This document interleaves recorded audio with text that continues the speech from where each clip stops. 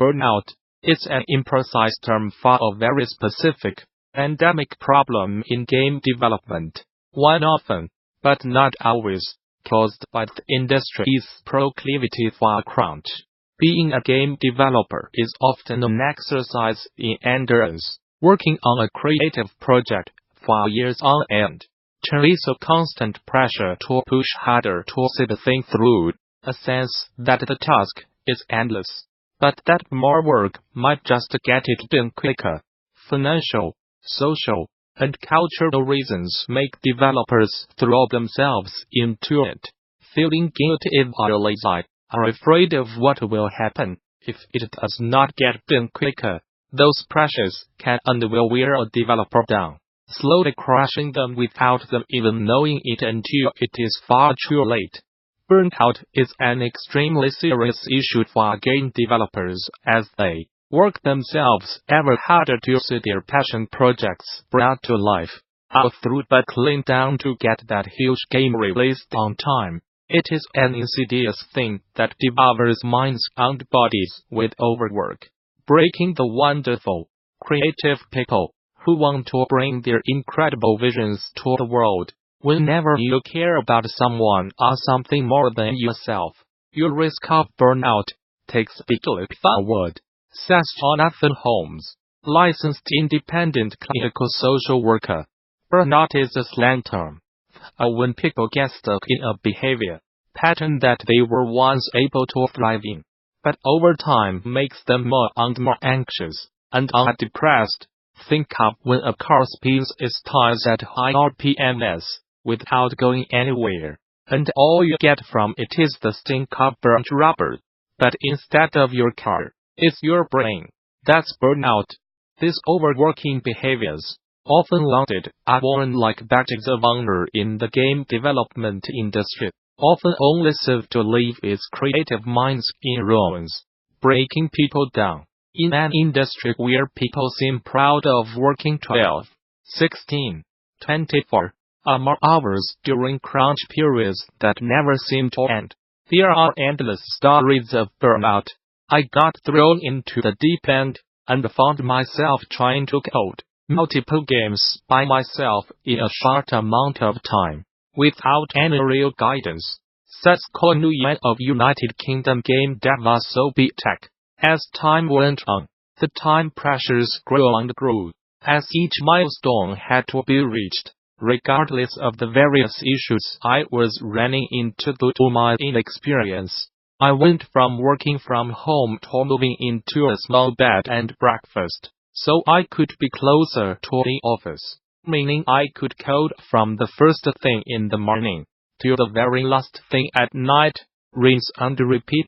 My burnout spiral began when I felt like my experience as a teacher was not being recognized by my peers. Whether that was true or not does not quite matter. I decided to work on games outside of my regular 9 to 5 hours, says Jennifer Scheurle of Opaque Space.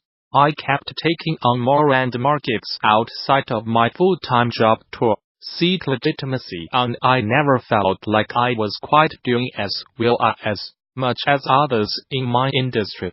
A lot of regional awards and official recognition include questions on what a person does besides their regular job. E.g. 30 under 30 lists. So there is a general consensus on asking people to work more than the regular 40 hours a week. On the worst nights, I would lay in bed with my laptop, glowing with GameMaker open, says Earl Cox III of Seemingly Pointless. I was trying to sleep with it next to me, hoping that maybe I would wake up refreshed and ready to code something. But it mostly existed as a reminder that I was not making anything anymore. There was an overwhelming one of guilt. I did fall asleep in a panic and wake up the same way, one day closer to whatever trivial deadline I was currently dreading. These stories can be the end of a game, though, the last straw for a project, and for the person behind it. As an industry, how can we identify warning signs in our own behaviors? How can we sense burnout coming before it hits? And what can we do about it when it's here? Most importantly, how can we stop it from happening to begin with? Gamasutra spoke with a handful of developers about their personal stories of burnout, and how, as an industry, we can hope to heal and better protect from the awful practices that led to it. In graduate school, I was pushed to work myself to the bone, and I did it was a year and a half accelerated master's degree program at the Guildhall and SMU. Says Tanya short of Kitfox games. Although classes were of a standard length, assignments and projects easily ate up 60 to 80 hours every week. For the whole 80 maths, I had become very sensitive to how the quality of my work suffers when I am not well rested, physically and mentally. In the latter half of 2016 and the first half of 2017, I took Sausage Sports Club to several PAX conventions. This being big marketing and networking opportunities, I of course wanted to push to make the game as polished as possible. Says Chris Wade of Luckshot Games. Each time one of these events would come around, I'd spend 2 weeks before the show overworking myself every day.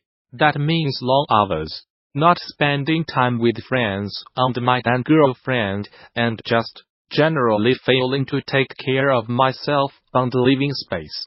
Then the event comes and there's more crunch, like living with booth prep, setup, and then having to be on all day, every day demoing the game at each convention. All of that combined to make me a bottle of stress and anxiety, and that brain and then I did get home and be useless for a few days, and then close to useless for a few weeks, and now the next PAX is in a month. Here we go again. He continues. Every developer reached out to for this article could rhyme off that list one story of a time they had worked themselves into burnout, struggling to meet deadlines or fighting to push themselves to certain goals. It took minutes to find enough developers to fill an article, and their examples could easily go on for pages and pages. Holmes illustrates a bit of what is happening to these developers, and many others. In Burnout, though I am not a medical clinician, I am pretty sure that burnout has not yet become an official medical term or diagnosis. It's a sad irony, but it makes sense given that it's more of a slang term, one that the medical community is intimately aware of, as many of them suffer from it themselves. That's especially true of people who work in the fields of psychiatry and behavioral health, where burnout among clinicians is both highly prevalent and largely met without any sort of intervention for positive change.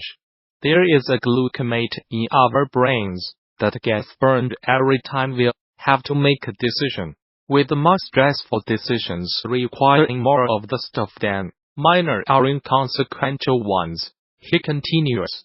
Run out of that glutamate, and people may find themselves staring at wall for hours at the end of the day, unable to even decide to get up and go to bed, as they have run out of the chemicals you need to make even minor decisions like that.